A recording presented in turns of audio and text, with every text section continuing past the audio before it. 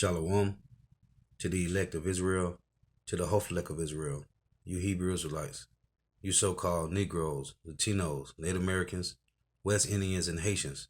Gotta give all praises, honor, and glory to Yahweh, Bahashim, Yahweh Shah, the Most High, the Heavenly Father.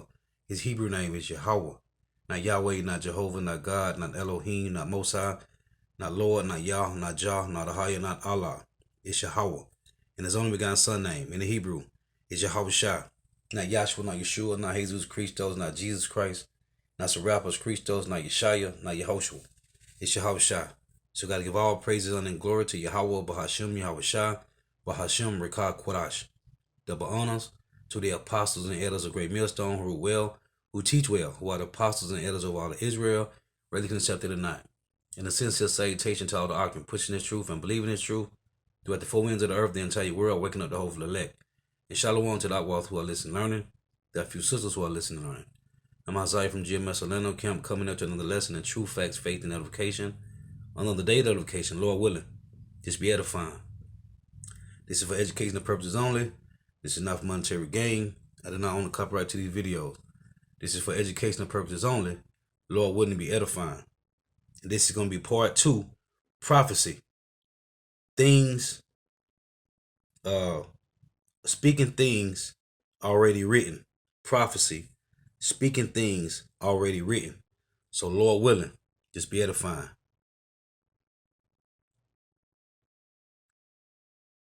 Each crisis is more dangerous than the one before. So 1998. So let's run that back.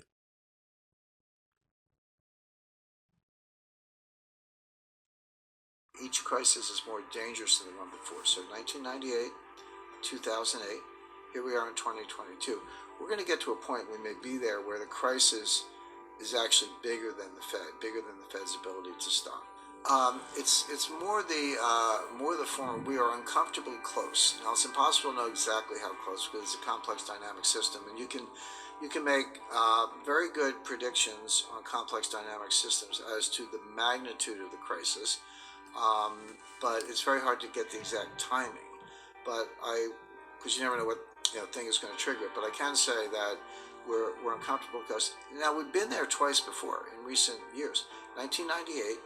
We came within hours of shutting every market in the world.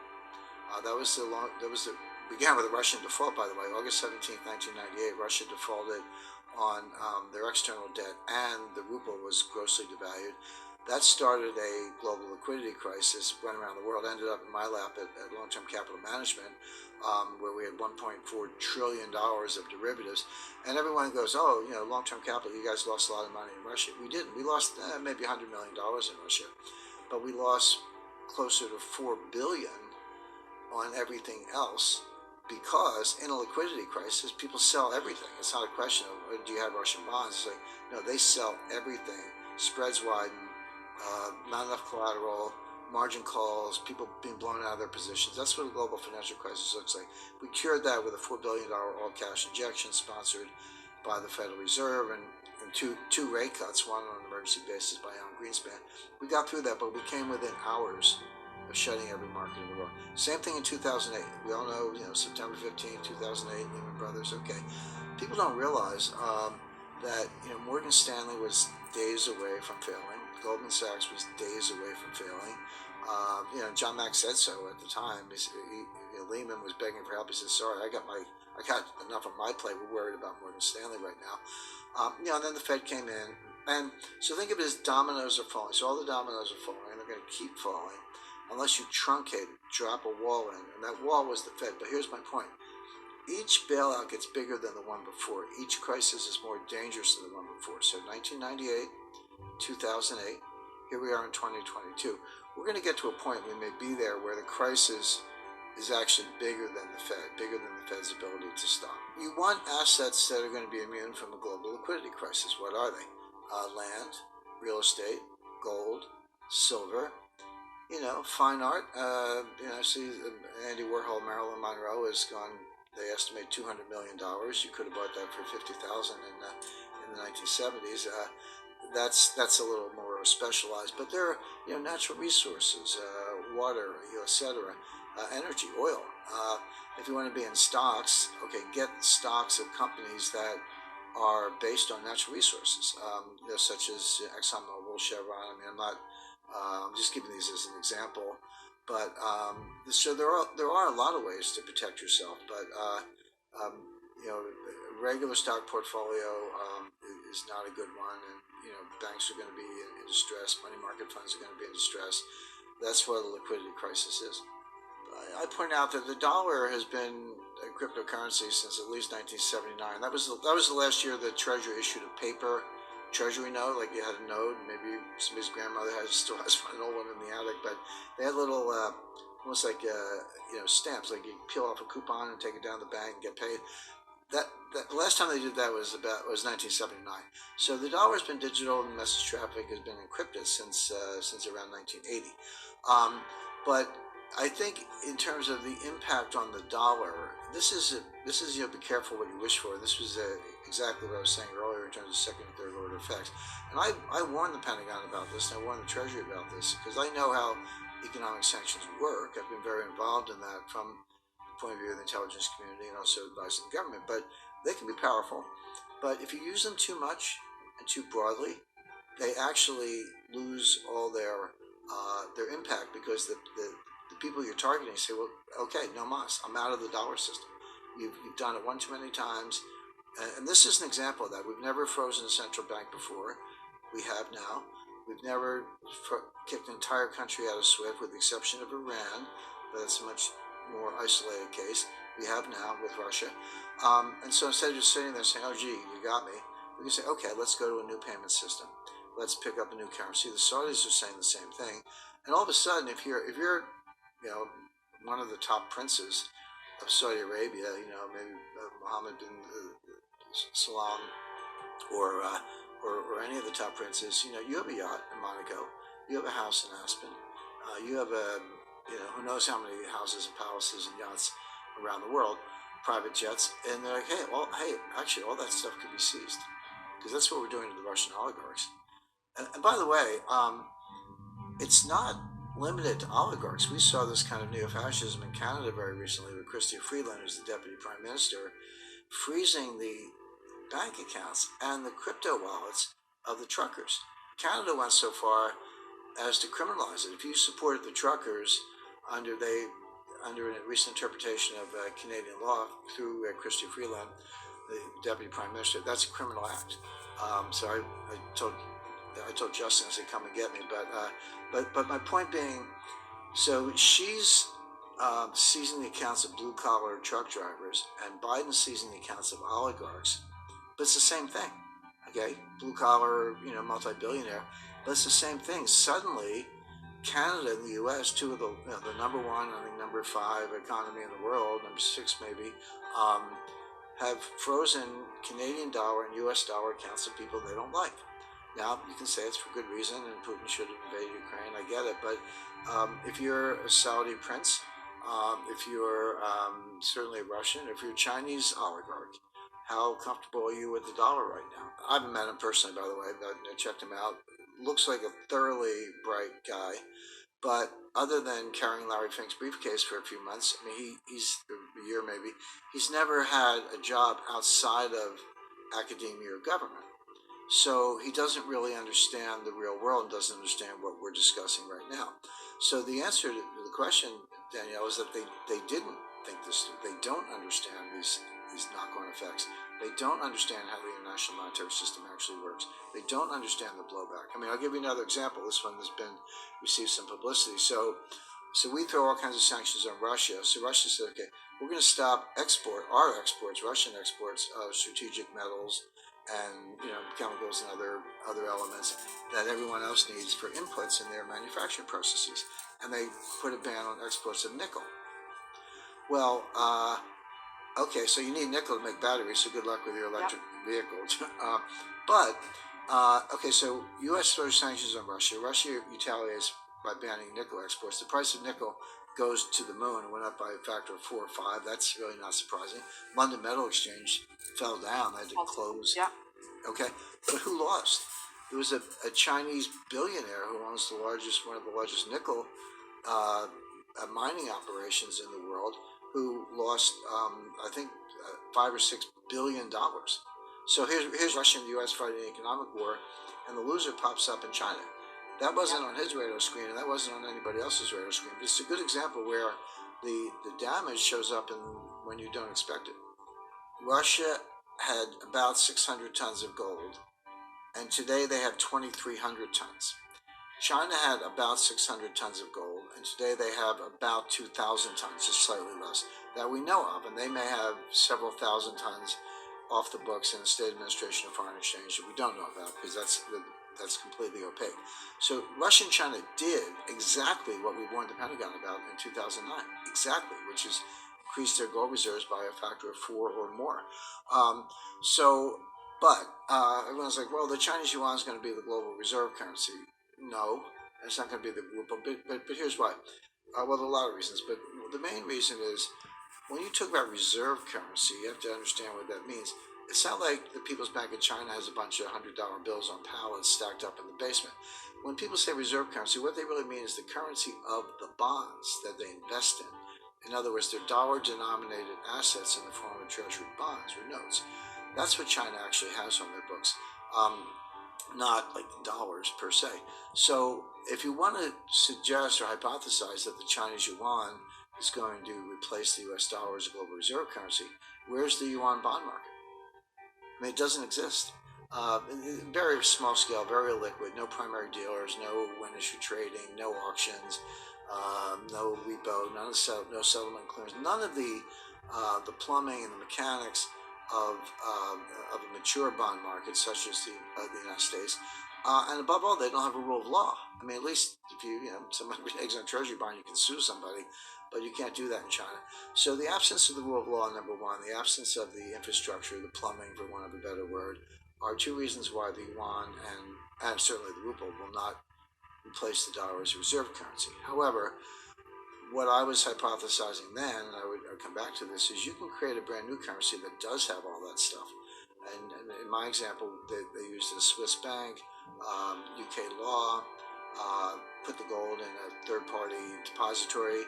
If you want some of the new currency, you could deposit your own gold and get some of the currency or trade with them and run a surplus. So it was a replacement system, but you would need the gold to instill confidence. They don't have bond markets, so they're not going to have them soon. So the yuan and the ruble aren't going to replace anything. Now, what's going to be replaced with the current currency is the MOTB, man. And I'm going to read this, Habakkuk 1 and 5. Behold ye among the heathen in regard, and wonder marvelously, for I will work a work in your days which you will not believe, though it be told to you. And the Lord is using these kings of the earth through conditioning and gradualism, man. This is Proverbs 21 and 1. It reads, the king's heart is in the hand of the Lord, as the rivers of water, he turneth it whithersoever he will. So the Lord is using these kings of the earth, starting with Esau, Edom, to condition you through gradualism to prepare for digital currency, which is going to be the MOTB, man.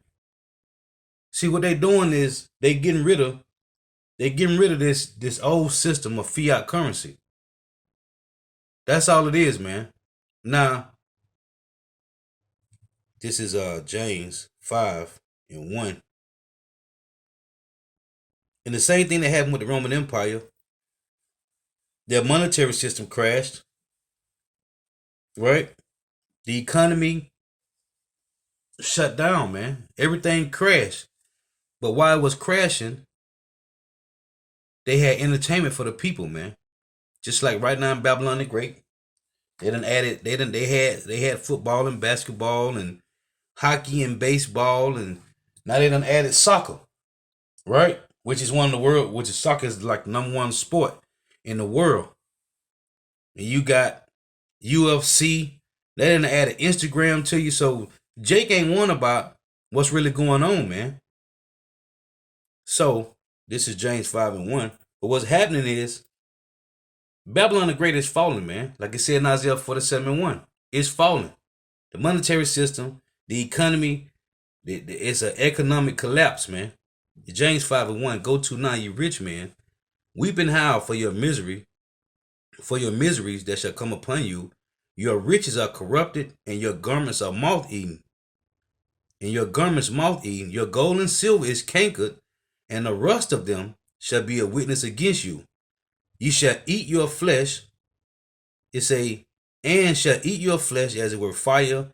You have heaped treasure together for the last days. And this is what's happening, man. But before all that happened, well, as these things are happening, you got other prophecies playing out as famine and pestilence. So this is a clip, and the title of this video is Ezekiel 38 right around the corner? Check this out, because these guys are sitting down talking about what's really going down, man, dealing with World War III. So check this out. This is prophecy, speaking things already written.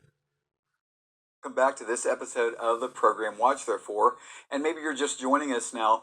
We have a very special guest who's talking about things that are increasingly leaping off our news screen, something very timely right now. And we're so thankful to have Dr. Andy Woods, pastor of Sugarland Bible Church, with us today on the program. Well, it's always a pleasure, to be here when you're in town. I always relish the opportunity, so thank you. Yeah, hallelujah.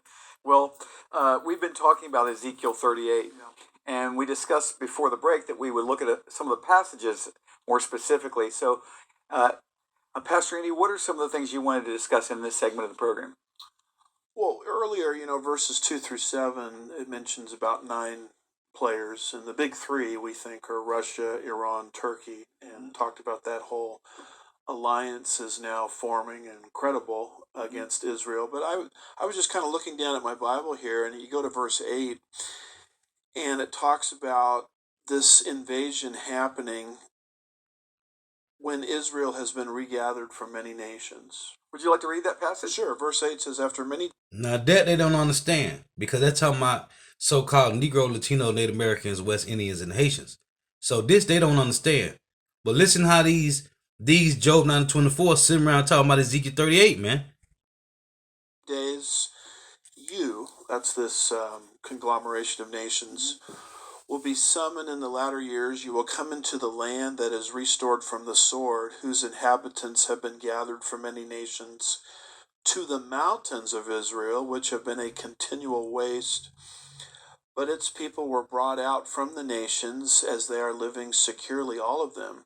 So you'll notice that this, given 2,600 years ago, is predicting that this invasion will occur when Israel's been regathered from the nations, plural. So it's obviously something much bigger than Ezekiel's day, the return from Babylon. And what they don't understand is we're being gathered right now, man. The whole Flelek is being gathered. 2/3 gonna get put to death, man. But the whole Flelek is being gathered. Let's listen. His time period. It's talking about a return from worldwide dispersion. Absolutely.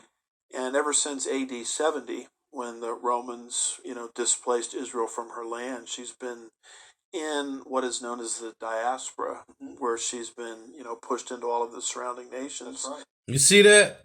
That's Job 9:24 sitting around talking about so-called Negro, Latino, Native Americans, West Indians, and Haitians. Can't make this up, man. But they ain't gonna tell you who it is. But we know. Right? We know. Let's listen further. And then God says, I'm going to summon you back from the nations and bring you into your own land. And that's when this invasion will occur. I hope people are reading their newspapers, because this is... See, that's off. We're not going back into the land of Israel until after World War III, man. Until Yahushua returns and destroy these nations. The whole point, I did a lesson yesterday. The whole point of them, of Yahushua gathering these nations to destroy them for putting their hands on us, man. Ezekiel 3:8, right? We ain't going back to the land of Israel until after the destruction of Babylon the Great, man. And the land of Israel got to be cleansed off with fire, man. So they don't understand. But the point I wanted to make when I played this, they mentioned Ezekiel 38, and about the key players is what he said: Russia, Iran, and Turkey. You see? happening right before our Right very in eyes. front of us. And then it says, I'm going to bring you against the mountains of Israel. Now, it's sort of interesting that pre 1967, were there a lot of mountains in Israel? Obviously, there were some, but post June 5th, 1967, which is the Six-Day War, when Israel, in a war of self-defense, got back what we call Judea and Samaria, and the old city of Jerusalem. That's right. And when you go to Google, it tell you that the Club of Rome was founded in 1968. This guy named Aurelio Pacia, and another guy named Alexander King, and this guy David Rockefeller. They founded the Club of Rome in 1968. So if that took place in 1969 with the 6-Day War, they established Club of Rome in 1968, which is what the revived North America, Babylon the Great, has revised Roman Empire, man. Now you have more mountains in Israel, and then one of our most recent presidents comes along and allows Israel to annex the Golan Heights. Hallelujah. And so that's more mountains in Israel. And so, my goodness, how do we miss that detail? I've been reading this for a long time, and I've always skipped over the mountains. They don't And understand, yet, man. as you read through these chapters, it says mountains, mountains, mountains over and over again. And here we are in modern times where we now have the mountains in Israel necessary for the stage to be set for this invasion. We lived very close to those mountains. Right out our back door was the Sea of Galilee. We've moved back to Texas recently for a season. And we've been up on those Golan Heights. We've done When you read in scriptures, man, when they say mountains and hills, it's talking about governments, man. Rulerships. Let's read this. This is Revelation 9 and 12. One woe is past, and behold, there come two woes more hereafter. This is Revelation 11:14. The second woe is past, and behold, the third woe cometh quickly. Now you heard this guy said yesterday that America done had over 114 little small wars, man. 114 little what they call them? Proxy wars, skirmishes. But there's a World War III coming, man. And these guys have no clue. Let's listen some more.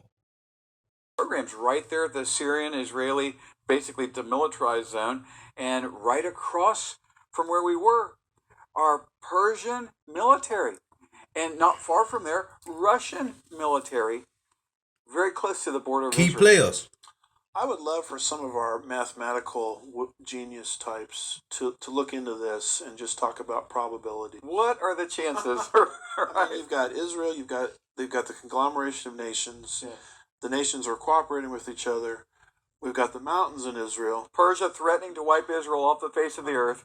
Yeah. And Iran close, to becoming nuclear, That's right. etc. Yeah. But just to add one more thing to the mix, as you get on to verse 13, do you mind if I just read verse 13? It says, Sheba and Dedan and the merchants of Tarshish with all its villages will say to you, have you come to capture spoil? And that's the key word I would focus on.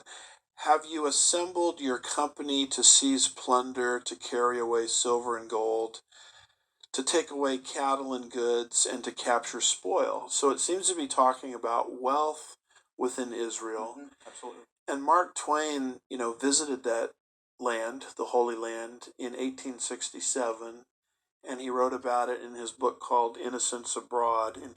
Hey, that land is not holy, man. That land is defiled. The scriptures say it's been defiled since Israel left, man. And Israel was in the land defiling it, man. That land is defiled, man. It's not holy. This is Joel 2 and 20.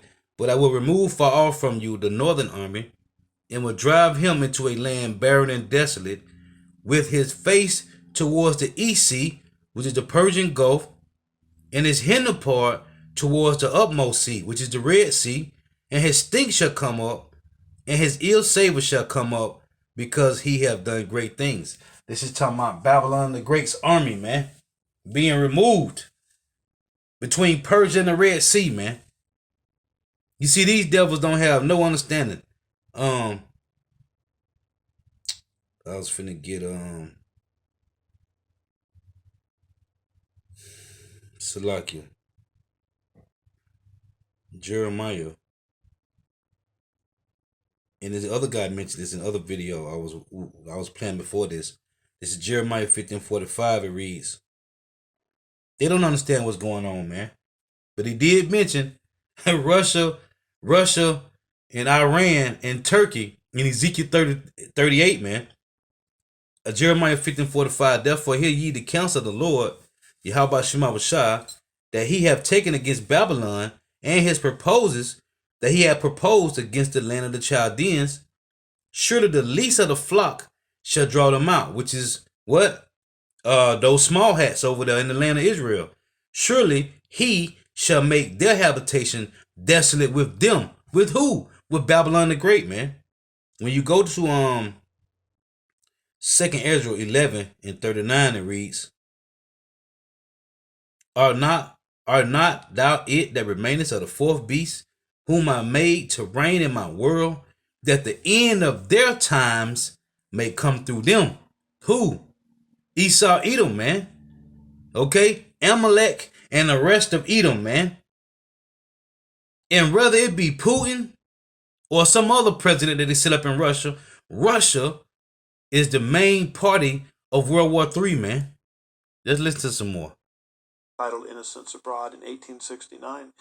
And he says there's nothing here but a barren expanse. He spoke of the wasteland of the Holy Land, and he couldn't imagine how it would be any more than that. And here we are today, where Israel has produced a gross domestic product that's outstripped its neighbors. Right. And that's what is the motive for this invasion. So you have potential oil discoveries in Israel. You have the wealth of mineral deposits in the Dead Sea. Israel's becoming a high-tech superpower, and the shekel is one of the strongest currencies in the world right now. Yeah, a lot of the gizmos that we're so accustomed to today, you get into the origin of those, and their background is they're Israeli made. And the Bible leaping off the pages. You've got natural gas discoveries in the Mediterranean the biggest Sea. in history. And See, they don't understand what's going on, man. Listen, Ezekiel 36:1. Also, thou son of man, prophesy unto the mountains of Israel, and say, Ye mountains of Israel, hear the word of the Lord. Thus saith the Lord power, because the enemy have said against you, Aha, even the ancient high places are ours in possession. Therefore prophesy and say, Thus saith the Lord power, because they have made you desolate and swallowed you up on every side, that ye may be a possession unto the residue of the heathen, and you are taken up in the lips of talkers, and are an infamy of the people. Therefore, ye mountains of Israel, you governments of Israel, you higher ups, therefore, ye mountains of Israel, hear the word of the Lord Yahweh power. Thus saith the Lord power to the mountains and to the hills, to the rivers and to the valleys, to the desolate waters, to the desolate waste, and to the cities that are forsaken, which became a prey and derision, to the residue of the heathen that are round about. Therefore, thus saith the Lord Yahweh power, surely in the fire of my jealousy have I spoken against the residue of the heathen. What's the residue of the heathen? You're talking about those small hats, man. And against all Idumea, which have appointed my land into their possession, with the joy of all their heart, with despiteful minds, to cast it out for a prey. Prophesy therefore concerning the land of Israel, and say unto the mountains, which is the government who's in rulership over there, and to the hills, to the rivers, and to the valleys, thus saith the Lord Yahweh Shema power, behold, I have spoken in my jealousy and in my fury, because ye have borne the shame of the heathen. Israel is heathens in the land. Therefore, thus saith the Lord Yahweh power, I have lifted up my hand. Surely the heathen that are about you, they shall bear their shame. But ye, O mountains of Israel, ye shall shoot forth your branches and yield your fruit to my people of Israel, for they are at hand to come. To come well, to come back to the land after it's destroyed and replenished. The New Jerusalem, man. These demons don't know what they're talking about, man. For behold, I am for you, and I will turn again unto you, and ye shall be tilled and sowed. And I will multiply men upon you. What is it talking about? If it's already men over there multiplied. What is it talking about? A future prophecy. And I will multiply men upon you, all the house of Israel, even all of it. They talking about they the Jews over there. Well, where the other 10 tribes at? That's what the Lord say. It say, and I will multiply men upon you, all the house of Israel. That's all 12 tribes. Even all of it, and the cities shall be inhabited, and the ways shall be builded. They talking about they call themselves the Jews over there. That's the only 3 tribes. Which really it's only one tribe, the tribe of Judah. But then you got some of those small heads talking about they Levi. Well, what Benjamin at? What are the other 10 tribes at? The Lord said right here, and I will multiply men upon you, all the house of Israel. That's all 12 tribes. Even all of it.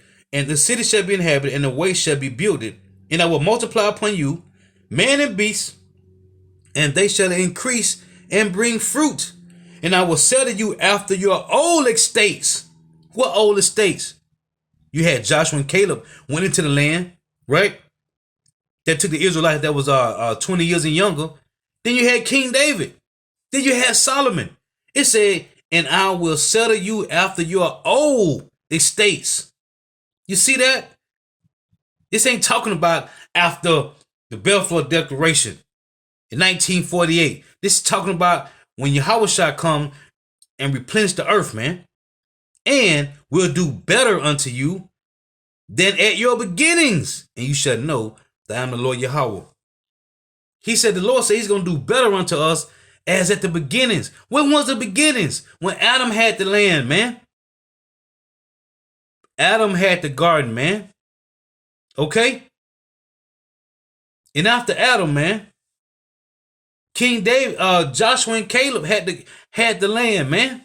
The Lord said he's going to do better than when King Solomon was in rulership. Than when King David was in rulership, man. These guys don't know what they're talking about, man. Let's listen to a little bit more and I'm going to close out. Goodness, this is exactly what Ezekiel said. They're coming for spoil. And even recently, with Russia moving into the Ukraine, why are they doing that? Most people believe they want a warm water port. So there's a lot of financial motivation in what Putin is doing. And apparently he's eventually going to see what Israel has, and that's what's going to spearhead this invasion. There will be a hook in the jaws. The Lord writes. The Spirit of the Lord writes through Ezekiel. Yes. Right. What an amazing time! That's turning Russia back, man, to the Soviet Union, and Ukraine was a part of the Soviet Union, man. Let's listen to what he's finna say.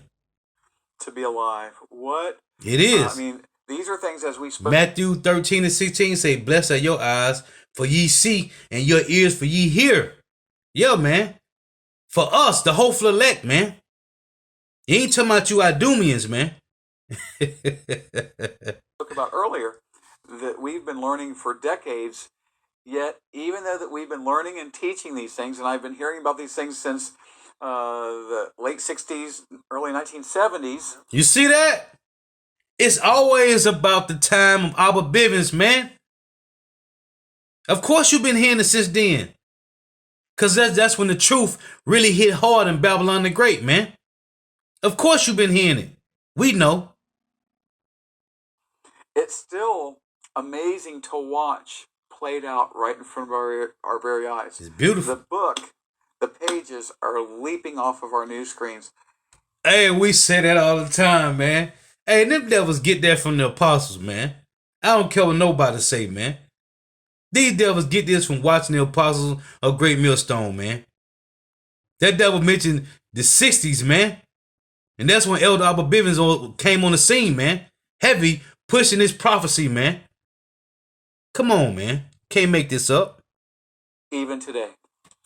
Yeah, and even in some of the details, Sheba and Dedan, for example, I think the two of us would interpret that as Saudi Arabia. Absolutely, yes. And it talks about these groups not liking this invasion, but sort of staging a lame protest. Mm-hmm. And along come the Abraham Accords, where you have these Gulf states entering into, which is very close to Saudi Arabia. Mm-hmm. And they say at the time of this recording, Saudi Arabia is the next one to fall under the auspices of these so-called Abraham Accords. But those are basically trade agreements. These people, Saudi Arabia, is doing billion-dollar deals with China, man. Listen, these nations, these main key players that's joining North America through the UN is going to leave, man. This Obadiah 1 and 7. All the men of thy confederacy have brought thee even to the border. The men that were at peace with thee. This is a future prophecy, man. It said the men that were at peace with thee have deceived thee and prevailed against thee. They that eat thy bread have laid a wound under thee. There is none understanding in him. Eating their bread is what? They taking on the philosophies of Babylon the Great, right? Their policies and legislations, their democracy, their draconian measures. They using the money, the petrodollar. All this is finna come to naught, man. It say, they that eat thy bread have laid a wound under thee, and there is none understanding in him. These devils don't know what's going on, man. But they mentioned the key players, which is Russia, Iran, and Turkey, man. And China is joined to this, man. So we're in some beautiful times, man. Normalization agreements with Israel. And the motivation of that is the threat of what? Iran. Persia, right? So you see a scenario in place where Saudi Arabia. And who took down the ancient Babylonians, man?